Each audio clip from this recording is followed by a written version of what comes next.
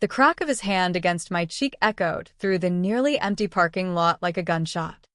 I stumbled backward, my graduation cap tumbling to the asphalt, the heavy award plaque clattering beside it. The late afternoon sun in Greenwich, Connecticut, cast long shadows across the rows of luxury cars. But all I could feel was the burning sting and the deeper wound of betrayal. Victor Langston, my stepfather, towered over me at 6'3", his custom-tailored suit still impeccable despite the fury twisting his features. "You ungrateful little brat," he snarled, voice carrying the cold authority of a man who'd never been questioned. "We gave you a roof over your head, the Langston name, and this is how you repay us? By embarrassing the family in front of everyone who matters." My mother, Linda, stood frozen by the passenger door of his sleek Mercedes, her designer sunglasses hiding whatever emotion flickered in her eyes. Madison, my stepsister, smirked from a few steps away, arms crossed, her manicured nails tapping against her phone as if this were just another tedious family scene. 3 years younger than me, but worlds ahead in Victor's eyes, charming, connected, effortlessly gliding through life on his wealth. I tasted blood where my teeth had cut the inside of my cheek.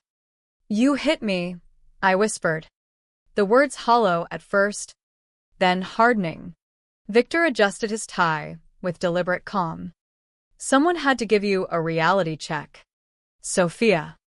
The real world doesn't hand out participation trophies or praise your little academic fantasies about real estate regulations." That speech? Justice and reform? You sounded like a naive activist, not someone who understands power. "My firm wouldn't touch someone like you, scholarship kid scraping by on student loans and waitressing shifts." Madison chimed in with a sharp laugh. "Daddy's right. It's not what you know, it's who you know. And let's be honest, you don't know anyone who matters." The families lingering near their cars had gone quiet, some averting eyes in discomfort, others whispering. One mother pulled her daughter closer. I bent slowly to retrieve my award, fingers tracing the scratches now marring its surface, fresh damage from their world touching mine. Something cold crystallized inside me as I stood, meeting Victor's gaze without flinching. "You're right about one thing," I said quietly, voice steady despite the tremble in my hands. "The real world won't coddle me. But you've just shown me exactly who you all are. And I don't belong in your world." I turned and walked away, heels clicking on pavement, ignoring Victor's demand for me to come back. Behind me, their voices faded. But the promise I made to myself burned bright. This wasn't the end. Victor Langston had created his own reckoning. To understand how we got here, rewind to the manicured lawns of Greenwich, where I grew up after my father died when I was 12. A drunk driver on I-95 took him, leaving Mom with insurance money she couldn't manage and grief she buried under new luxuries. 18 months later, Victor Langston entered our lives, a real estate mogul with developments dotting Fairfield County, promises of stability, and a daughter Madison who quickly became the golden child. Family dinners in our sprawling home became stages where Victor held court, boasting about golf with senators or latest acquisitions, Mom laughing on cue, Madison sharing stories of elite prep school antics and internships he'd arranged. I sat silent, my straight A's and academic awards unnoticed. My acceptance to Riverside University School of Law, earned through scholarships and grit, elicited only Victor's scoff. Another handout? Real success comes from networking, not books. Look at Madison, she gets it. I swallowed the hurt. Worked 3 jobs through undergrad and law school, waitressing in diners Victor would never enter, tutoring, interning at small firms. Every dollar funded my education. Late nights over casebooks became my escape, building toward a future without their approval. Deep down, the 12-year-old missing her dad still hoped, maybe at graduation. They'd finally see me. The morning of commencement dawned bright. In my tiny studio apartment, I pressed my gown with trembling hands. Summa cum laude, editor of the Law Review. Dean's Award for my thesis on reforming real estate development oversight to prevent environmental exploitation, work already cited in state cases. Invitations sent weeks earlier got a thumbs-up emoji from Mom, nothing from Victor or Madison. Yet they appeared in the third row. From the stage, as one of the top graduates, I delivered my speech on using law to balance progress with accountability. Thunderous applause followed. Walking toward them afterward felt like vindication, until Victor's loud laugh cut through. Real estate reform? Adorable. Sophia. But in the real world, nobody cares about your theories. You'd be eaten alive. Conversations died. He stood, gesturing at my diploma dismissively. Meaningless, without connections. My company would never hire a charity case like you. Madison added helpfully. Some people just have natural advantages. The public humiliation escalated in the parking lot to the slap that shattered any remaining illusion of family. That night, alone, cheek throbbing, I packed away the pain and focused. 3 years of silence followed, no calls, no contact. I became invisible by choice, channeling rage into precision. 3 years later, the Manhattan skyline glittered beyond the windows of my modest corner office at Sterling and Associates LLP. No one knew the quiet associate grinding billable hours had once been slapped in a Greenwich parking lot. I'd started low, as a legal assistant, but my eye for hidden patterns in complex deals made me indispensable in corporate acquisitions and real estate litigation. My boss, Elena Sterling, noticed when I uncovered a multi-million-dollar discrepancy in a merger others missed. "You see what others hide," she told me. Little did she know how personal that skill had grown. Late one Thursday, past midnight, reviewing files for new client Harborview Partners on a massive waterfront development bid, the property name stopped me cold, Seaview Point. Victor had bragged about it for years at those dreaded dinners, his legacy project. A $380 million crown jewel reshaping Connecticut's coastline with luxury condos and marinas. My pulse raced as I accessed confidential opposing bid details. Langston Properties was competing aggressively. Should have recused myself for conflict. Instead, I dove deeper until dawn. Sunlight gilding the city as I uncovered layers of arrogance. Victor had grown complacent. Shell companies shuffled debt, hiding toxic assets to inflate balance sheets. Madison's signatures appeared on marketing agreements promising investor returns that defied math, violating guidelines. Worse, personal funds collateralized corporate loans illegally. One discovery made me laugh bitterly in the empty office. Offshore maneuvers evading tens of millions in taxes. I held his empire's fragility. But quick exposure wasn't enough. He needed to know it was me, the charity case he dismissed. Monday, Elena called me in. "Sophia, you're leading strategy on Harborview's Seaview Point acquisition. The CEO requested you specifically after your analysis. Promotion to senior advisor came with a significant raise.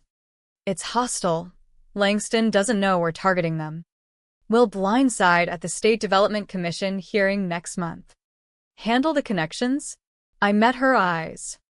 "I can handle Victor Langston." She smiled, unaware of the history. That night, documents spread across my apartment floor, financials, contracts, careless emails from company servers. 3 years' distance brought clarity. Victor believed power meant cruelty and connections. I'd learn it meant patience and precision.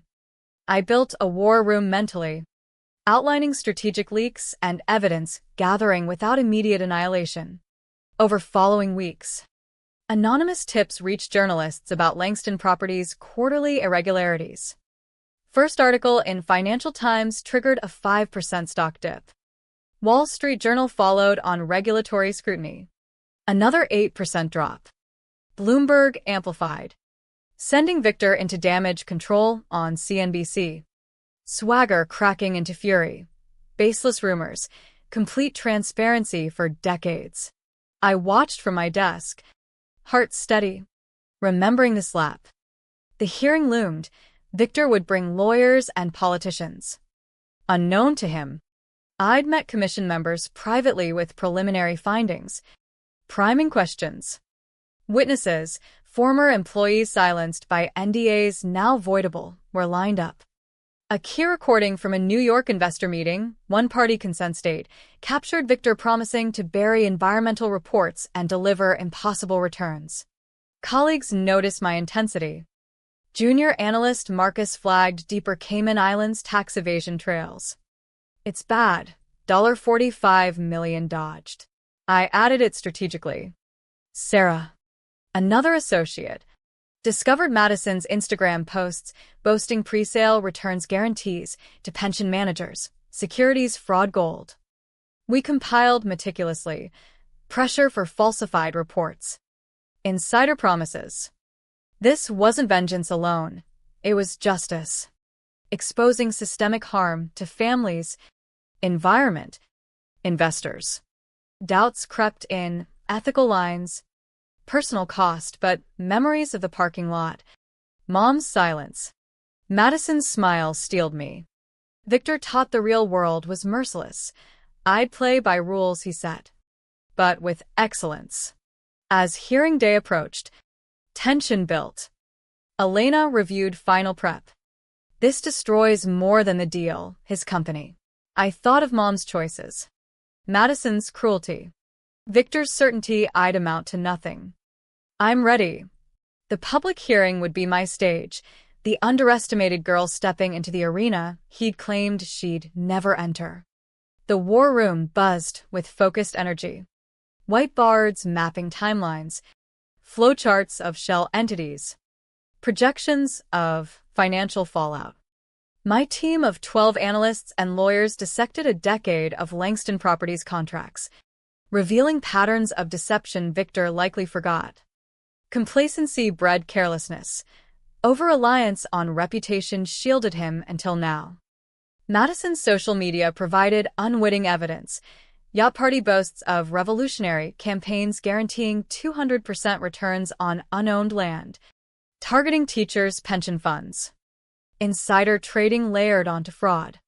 I arranged measured leaks, enough to erode investor confidence without traceability.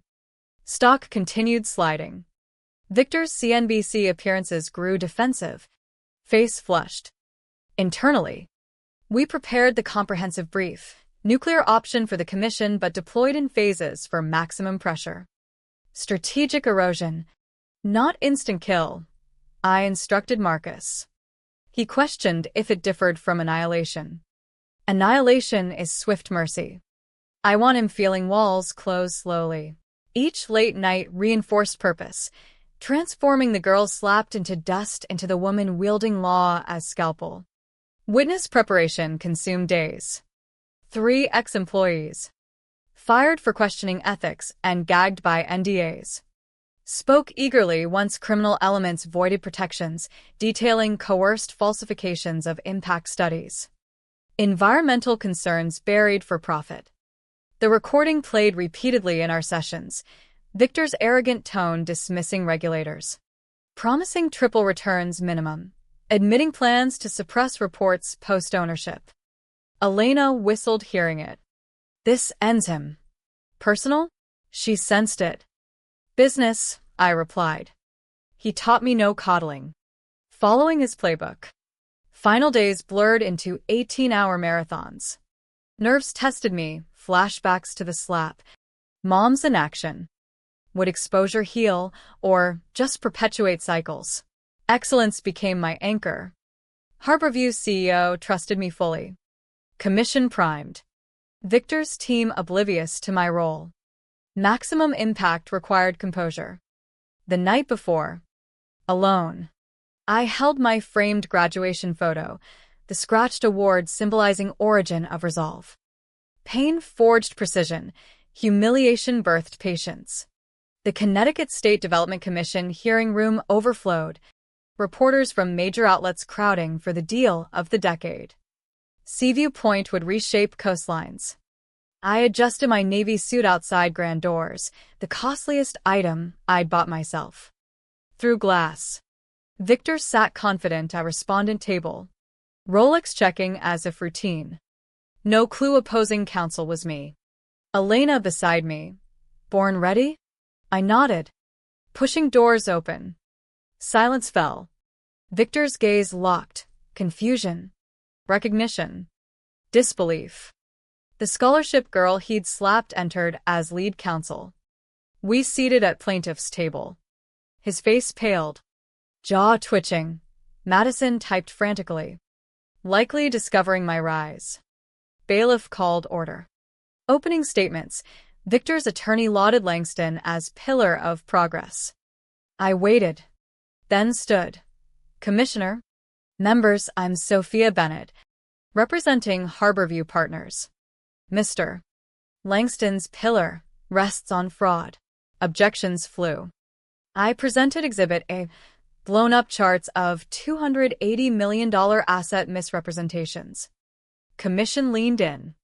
Exhibit B, affidavits from ex-employees on falsified reports.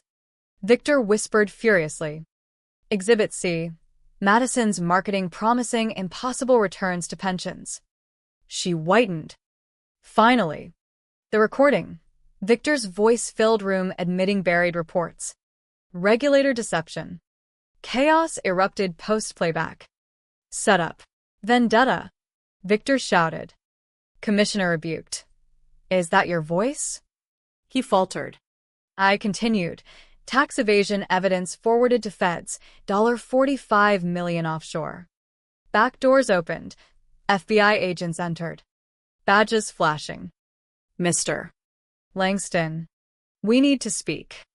Reporters searched. Madison cried. Victor hissed at me. You orchestrated this. Close enough for only him. You taught the real world doesn't coddle. Remember? It doesn't. He broke. You've destroyed everything. No, you did. The day you deemed me worthless. I documented it. Gavel banged. Violations found. Rights awarded to Harborview. Adjournment amid uproar. I approached Mom in gallery. Frozen. You chose sides 3 years ago. Hope it was worth it. She opened her mouth. I walked away. Empire crumbling behind me. Victorious daughter amid ruins. 3 months later. Waldorf Astoria Ballroom sparkled for Young Lawyer of the Year awards. I adjusted my emerald necklace. Self-bought celebration of 7-figure bonus post-Seaview close. Phone buzzed with colleague congrats. Ignored. Announcer called me. Bar president noted unprecedented feat. Largest Connecticut acquisition plus exposing major fraud. SEC model work. Applause thundered as I took stage. Scanning room. Breath caught. Victor front row. Diminished suit loose. Assets frozen. Firm dissolved. Reputation shattered. Eyes met. Not rage. But defeat. Speech. 3 years ago. Told I'd never make it. Connections over capability. Learned real world is consequences. Every lie. Falsified document comes due. Stand here by refusing imposed limits. To dismissed young lawyers, greatest weapon is excellence. Standing ovation. Victor stayed seated. Passing his row. Thank you, Victor, for teaching the real world. You were right. It doesn't coddle those above it. He gestured weakly. Your mother left me. Trying to reach you. I know. Messages deleted. She's sorry now. He seemed to seek apology. Too late. Sorry only from loss. Not wrong. Goodbye. Enjoy the view. I insured your front row seat to what a charity case becomes. 6 months post-award. Corner partner office at 31. Youngest ever. Manhattan View framed possibility. News alert. Victor pleads guilty. Faces prison. Felt completion. Not glee. Elena entered with Harborview CEO. Thanks for integrity-driven success. Community center named after me. After they left. Graduation photo on desk reminded. Worst day catalyzed triumph. Assistant buzzed. Visitor, my mother. Simple dress. No diamonds. Ring gone. 5 minutes, I said. I was coward. Chose comfort. Stayed silent when he hurt you. Yes. Don't expect forgiveness. Wanted you to know I see you now, blinded before. Alone with choices. Studied her. Woman who prioritized handbags over daughter. Don't forgive yet. Maybe never. But call in a year, this is my number. See who you become without him. Build new, or not. She took cards shakily. Thanked me, more than deserved. After exit, window gazed at City Kingdom. Victor imprisoned. Madison receptionist with frozen trust. Mom confronting self. I became Sophia Bennett, force alchemizing pain to power. Phone rang. Prosecutor seeking fraud case help. Smiled accepting. Other victors existed. Excellence awaited. Parking lot memory lingered. Slap. Scattered award. He intended lesson on cruelty, taught consequences instead. Real world about accountability. I became it incarnate. Forged by contempt. I rose, not cruel, but excellent. Devastating revenge, becoming everything they swore impossible. City below promised more. Somewhere. Another girl dismissed. May she learn excellence transforms, not destroys. Biggest comebacks start with one decision, refusing limits.